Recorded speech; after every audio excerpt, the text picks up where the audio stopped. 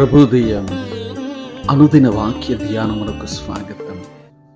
మన ప్రభును ప్రియ రక్షకుడైన యేసుక్రీస్తు వారి అతి శ్రేష్టమైన నామములో ఆంధ్ర ఎవెంజలికల్ లూథరన్ సంఘం అబుదాబి పక్షమున ఉదయకాల శుభములు మీకు కలుగునగాక. రోమపత్రిక 8వ అధ్యాయం 14వ వచన భాగము. దేవుని ఆత్మచేత ఎందరూ నడిపించబడుదురో వారందరూ దేవుని కుమారులయ్యుందురు. క్రీస్తునందు ప్రియ దేవుని బిడ్డలారా, విజయవంతమైన క్రైస్తవ జీవితం యొక్క రహస్యము ఆత్మచేత నడిపించబడుటే. కొందరు తమ ఇష్టానుసారముగా నడుచుట ఎన్నుకుంటారు.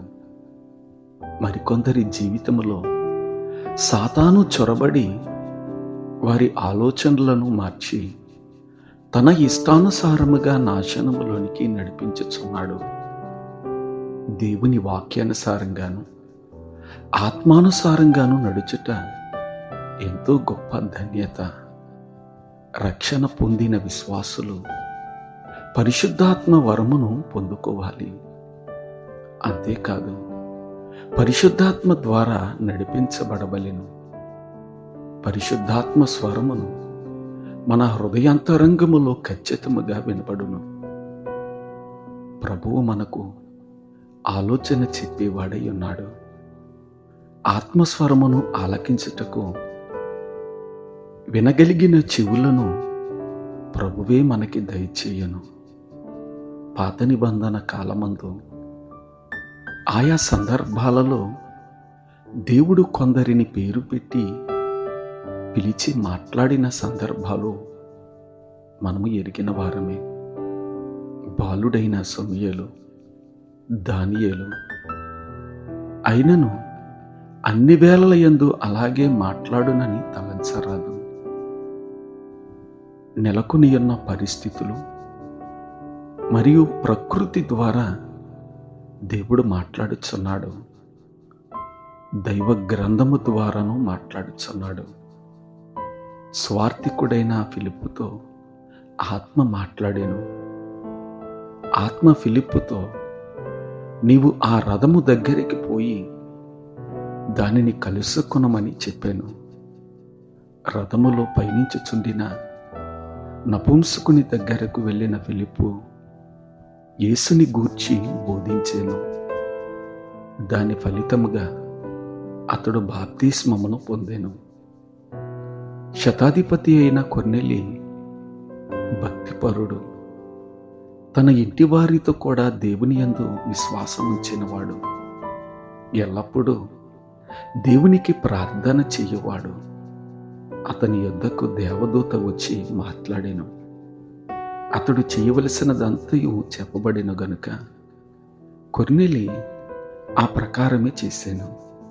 యూదుడైన పేతురు అన్యజనుడైన కొర్నేలి పంపిన మనుషుల వెంట వెళ్ళుటకు సంశయించాను గాని ప్రభువు ఆత్మ ద్వారా మాట్లాడాను.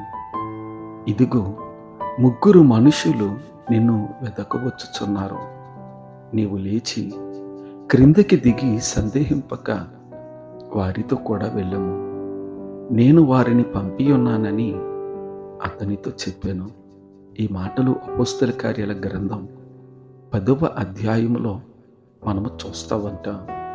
ఈ మాటలను బట్టి మనము దేవుని స్వరమును వినగలిగే భాగ్యము కలిగిన వారముగా ఉంటూ ఉన్నామో లేదో, ఆత్మచేత నింపబడిన వారముగా ఉంటూ ఉన్నామో లేదో పరీక్షించుకుని దేవునిలో పయనిస్తూ ఆత్మచేత నింపబడి దేవుని మాటలు మనము వినగలగటానికి, వాటిని బట్టి నడుచుకొనటానికి పరిశుద్ధాత్మ దేవుడు మనకి సహాయం చేయనుగాక.